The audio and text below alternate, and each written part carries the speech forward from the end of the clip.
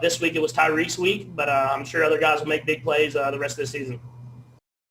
They do have the best everything. I think Tyreek was right on, including himself. He finishes with 269 yards and 3 touchdowns, becoming the first player with over 250 receiving yards and 3 touchdowns in a game since Jimmy Smith. That's the answer to your trivia question with the Jags in 2000. And over 200 of those yards come in the opening quarter, making him just the 3rd player in the last 4 decades with 200 receiving yards in a quarter. Now, here are the Bucs after the loss. Left ourselves a big deficit to start, got off to a slow start, couldn't convert any 3rd downs. Just poor execution early and get behind and you know, players got to do a better job. We got to make the plays that are there. And everybody tried to hand us the Lombardi Trophy in August. You know, you just don't throw guys out there with names. You got to practice.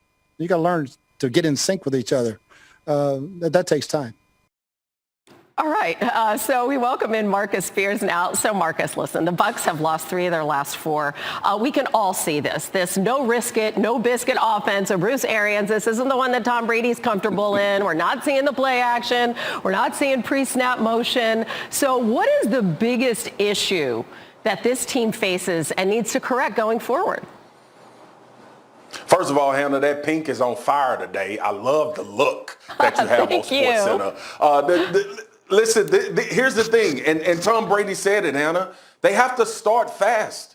They gave up 27 points to the Kansas City Chiefs. By all intents and purposes, that's a good outing by your defense. And yeah, I know what Tyreek Hill was able to do early, but we know offensively you have to match Kansas City as much as you possibly can. This was one of the teams we talked about with just as many weapons. And listen, I get it. I understand what Bruce Arians is saying. We're in week 12 though. Like we're at a point where you're jockeying for playoff position. These guys have been with each other. There's supposed to be some progression and not a whole half of football where you start slowly. And then defensively, like, what in the world are we doing with Tyreek Hill?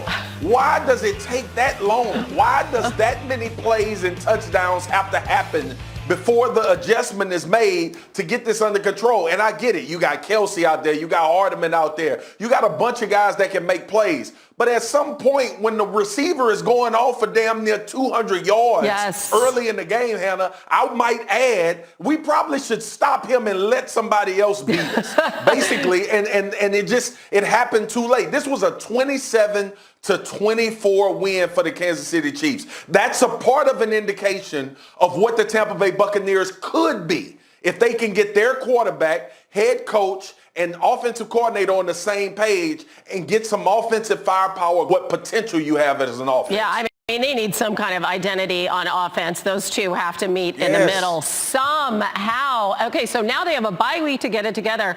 Then they host the Vikings. They got the resurgent Falcons a couple of times down the stretch. They could have something to say about it. It'll be very, very interesting. All right, Jay? Yes. Hannah, Marcus, a little old school, new school, Aaron Rodgers. And Aaron Rodgers has thrown 4 passing touchdowns in nearly half of his games this season.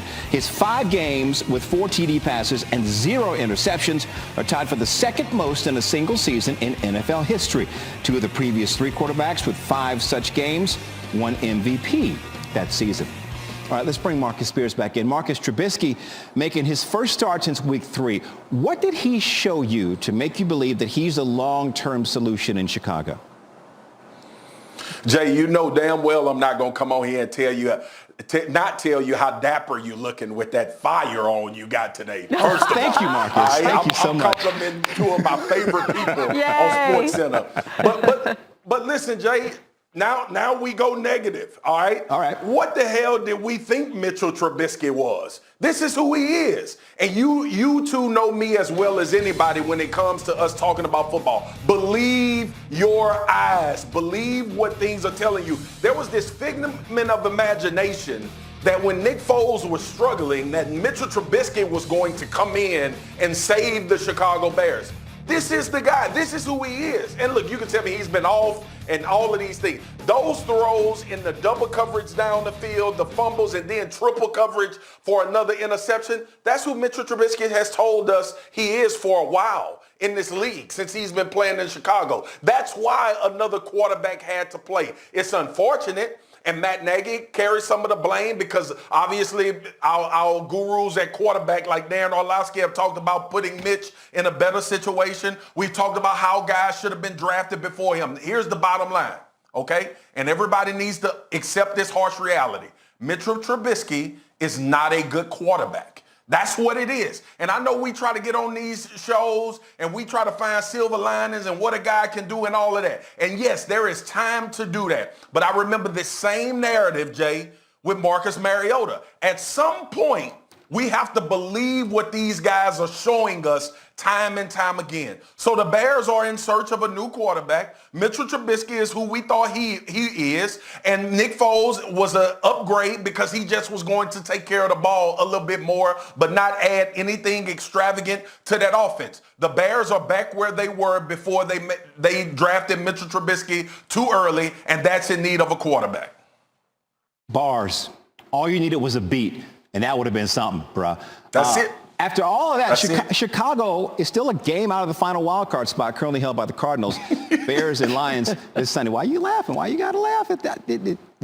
Because we still got a damn team in the NFC East that's going to make the playoffs. Bruh. Yeah, we'll talk about that 2020, later. Jay.